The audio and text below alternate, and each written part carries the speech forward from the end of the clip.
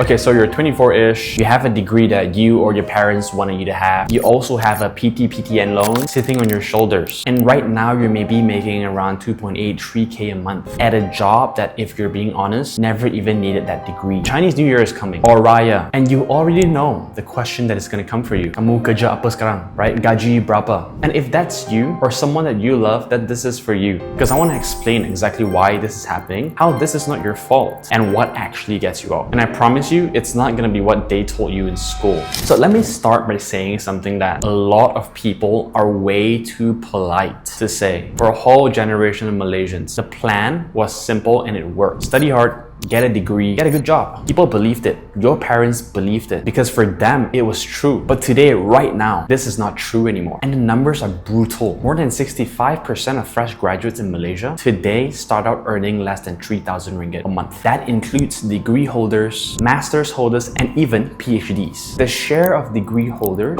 being stuck in low-paid, low-skilled work has almost tripled since 2010. And now add the part that people don't talk about most of the time. PTPTN. Most of you did this on a loan. So it's not just that you're making 2.8K or 3K, it's also the fact that you've borrowed that money and you're making 2.8K now. And you probably cannot comfortably pay back that loan. And the degree that you borrowed this amount of money for did not get you the job you wanted. That is not a small disappointment, guys. This is the debt trap that's majority of graduates are facing, not just in Malaysia, but the whole world. So if you did everything right, you played by the books and you still feel stuck, hear me clearly. You are not lazy. You're not stupid. You just followed a map that was already out of date by the time someone handed it to you. The map was wrong. Things change. The routes have changed. There's AI today. There's internet, right? The map was wrong, not you. And you know what's the worst part? A lot of you, including myself, didn't even choose the degree yourself. You did it probably because your parents wanted you to go for this path because it promised a better future. Parents wanted to say that, oh, my kid has a degree, I've done my job. That's what's happening. You know the scene, the family gathering, some uncle or auntie leans in and they start asking you, what do you do now? How much do you make every month? And then just casually mentions their neighbor's kid who became a doctor or a lawyer. The degree was never just for you. It was for that table. Look, I'm not blaming your parents. Love them all you want. They probably paid for it. They raised you. I'm not blaming them. Don't blame them because in their world, the paper was the proof. Back then, it was scarce to have a degree. If you had one, you stood out. You were set. They were not wrong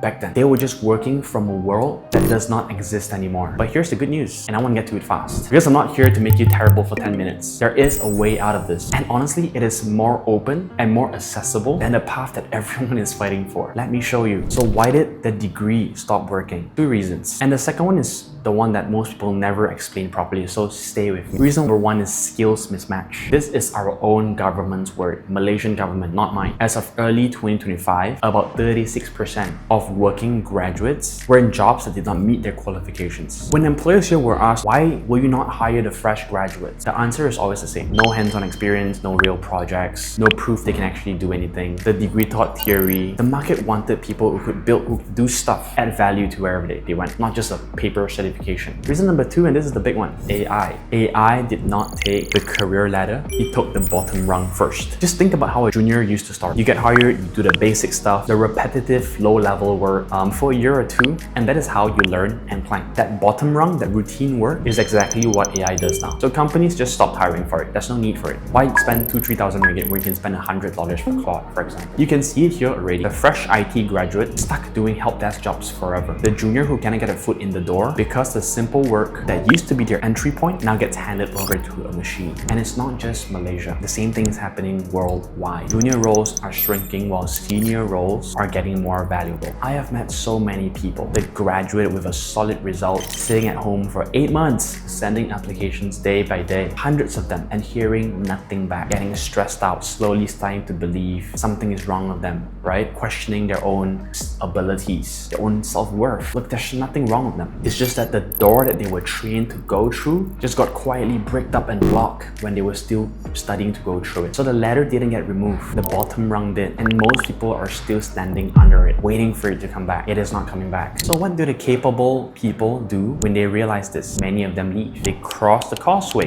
go to Singapore. Over 1.6 million Malaysians now live and work in Singapore. It is the largest Malaysian diaspora in the world. Most went for one simple reason. The same exact work pays 3 times more in SGD. And look, I'm not gonna tell you that that is wrong, because for some people, going south could be the smartest move that they ever made. But be honest with yourself about what it is. It is an escape, not a fix. It depends on a job market that you do not control in a country that is not yours. And it does not change the one thing that determines your future, which is what you can do, who you are, what your skills are, what is your actual worth, despite of location. The person who will win in Singapore is most likely gonna be the same as the person who will win here, politics aside. The ones with the skill. Now, here's the good news, and especially if you are older and think you missed your chance. I keep meeting Malaysians in their 30s and their 40s who told me that they're too old to get into tech or to get into AI. The data says that they have it backwards. The people getting squeezed the hardest are the young, fresh grads. Here in Malaysia, the group with the highest underemployment is the degree holders aged 25 to 34. The fresh,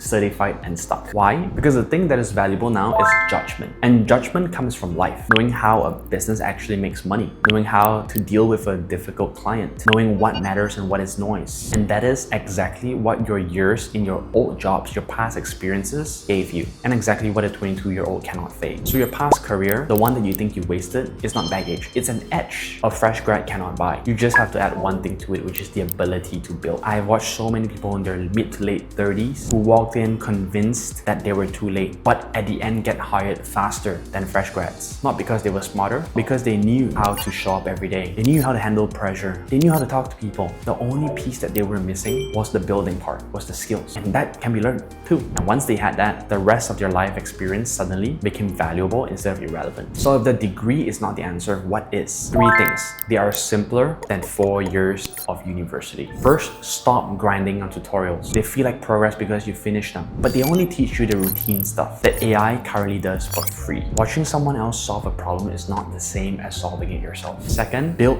one real thing and finish it. Whatever career you're in, build one real thing and finish it. Not 10 half projects abandoned in a folder. Just one. Pick something that you actually want to exist in this world. Maybe a tool for yourself or your family's business, or for the mamak that you go to every week. Get stuck. Fight your way out. That struggle is the entire skill. One finished but ugly working thing that you can show beats 50 completed courses and a stack of certificates. Third would be to learn to work with AI, not against it. Treat it like a junior who is fast but careless. You decide what to build, you direct it, you check its work and you verify them. You catch the mistakes that it makes with full confidence. That ability, that directing and judging the machine and verifying it, is the most hireable skill in Malaysia right now. And almost nobody your age has it yet. That gap is your opening to jump in. And one more thing, because building in private helps no one. So you need to get your work seen. Put it somewhere that your employer can see. A simple portfolio, a GitHub profile, a LinkedIn that shows people what you've built. Not just say where you studied. Everyone can say where they studied. Then apply widely and treat the job search itself like another project. Not like buying a lottery ticket and just waiting. Because the one who gets hired is almost never the most talented person. It is the one who finishes things, takes agency, takes action, and makes sure that the right people saw them. So let me be honest about why this matters so much to me. I run an AI coding school. I bootstrapped it so I have no investors, and we put a money-back guarantee on it. People might think it's a flex sometimes, but honestly, it's the most uncomfortable thing I've ever done in my life. But it taught me exactly why this whole mess exists. When a graduate ends up underpaid with a PTPTN loan that they cannot repay, whose fault is it on paper? Nobody's. The university got paid, the student got the certificate, the employer just will not pay for it. Every single incentive in the chain points away from whether you actually get a good job or not. The first thing my guarantee forced me to cut out was the duration that universities, if you want to go with MQA or whatever qualification board is, they set a fixed time. They want you to finish it in 3 years or 4 years or 1 year, whatever it may be, just to fill time, and they teach you a bunch of unnecessary stuff. That's the first thing that I was forced to cut out. I was forced to limit it to 90 days. What can you build? What can you learn in 90 days that gets your foot through the door? Because I don't care what looks good on the brochure. We only care about what gets you hired, and every refund comes out of my own pocket, and that is the point. It keeps me honest in a system where nobody else has to be. Here's what I want you to walk away with. The old promise, the study hard, get that degree, get that certification, get a good job, that part is expiring, or it has already expired. However, most people are still preparing for that world. It's gone, guys, it's gone. Paying for a degree on a loan, for a job that is not waiting on the other side. The new world rewards something different. People who can build, people who can have good judgment, and people who can work with AI instead of competing against it. The path is wide open, far more open than the queue everyone is standing in. So stop collecting papers, go and learn learn and build that skill. That is the side of this shift that you actually want to be in, to advice that expired years ago. I make these because I'm actually so tired of watching smart Malaysians lose years to loans and to advice that has expired years ago.